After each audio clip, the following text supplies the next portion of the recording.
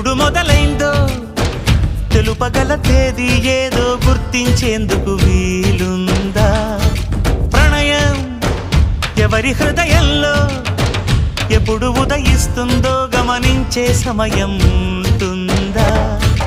ప్రేమంటే ఏమంటే చెప్పేసి మాటుంటే ఆ మాటకి తెలిసేనా ప్రేమంటే? అది చరితలు సైతం చదవని వైనం, కవితలు సైతం పలకని భావం, సరిగమలెరుగని మధురిమ ప్రేమంటే. దరిదాటి ఉరకలు వేసే ఏ నదికైనా తెలిసిందా తనలో ఈ ఉరవడి పెంచిన తొలిచిన కేదంటే?